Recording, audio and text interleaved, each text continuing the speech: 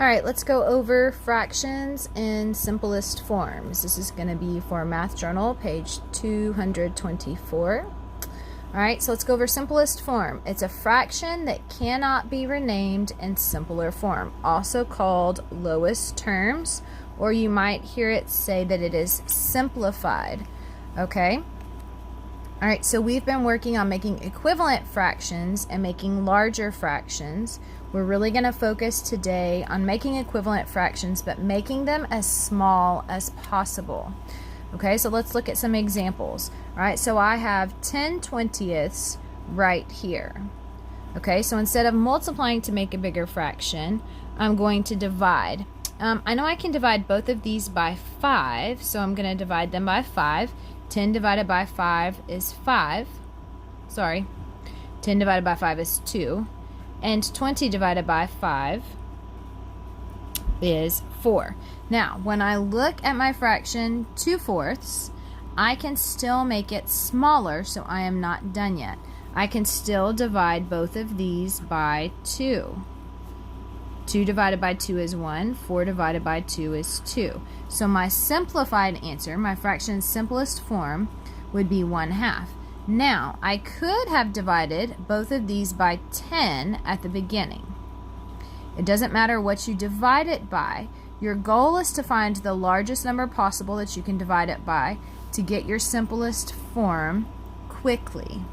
Okay, let's look at another one. Here I have 5/20ths. I know I can divide both of these by 5. So I'm going to divide them by 5 over 5. Remember, just like when we make equivalent fractions, your numerator and denominator have to be the same. So 5 divided by 5 is 1. 20 divided by 5 is 4.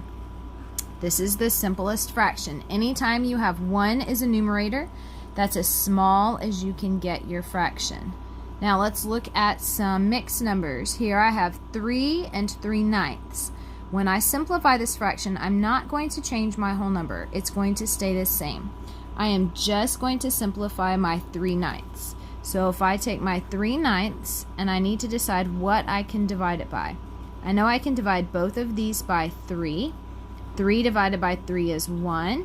9 divided by 3 is 3. So I've got it down to 1/3, but that's not my answer. My answer needs to be 3 and 1/3 because I cannot forget this whole number that I had back at the beginning. Let's look at another one.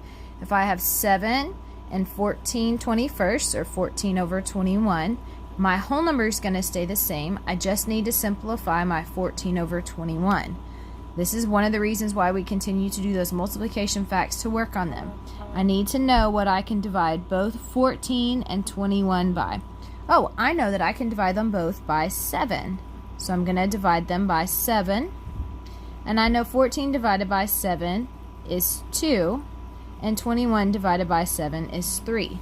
Now remember, I'm not done because I need to rewrite it with my whole number, so it would be 7 and 2/3.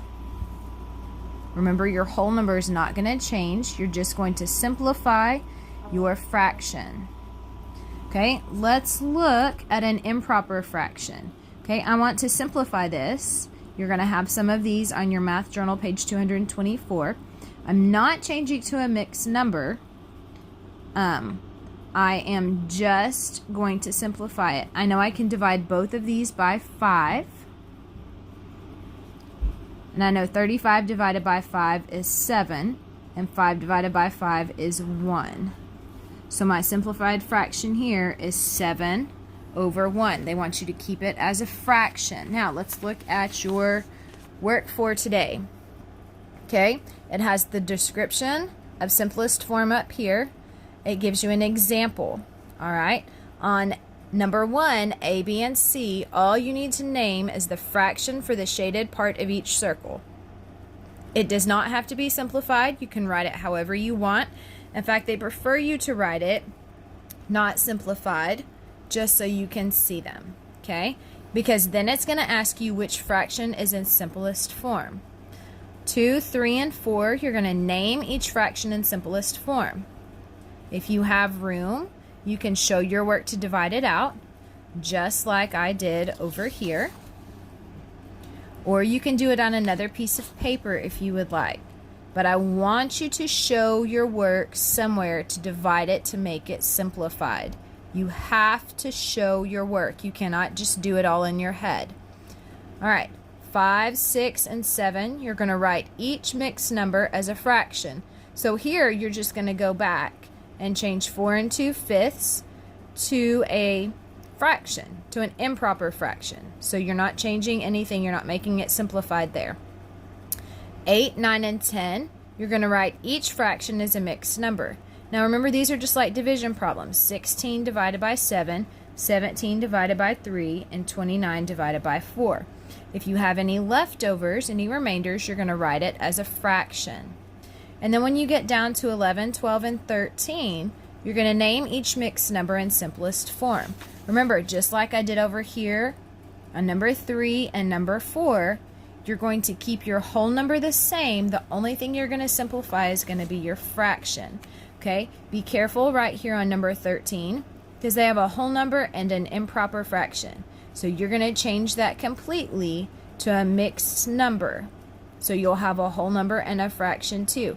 You really don't need to simplify in terms of dividing on this one, but you need to change 9/5, just like 9 divided by 5, and write any remainders as a fraction, but then don't forget to add in this 1 whole back to that. Okay? If you have any questions, let me know. We will continue to work on this. Remember to show your work.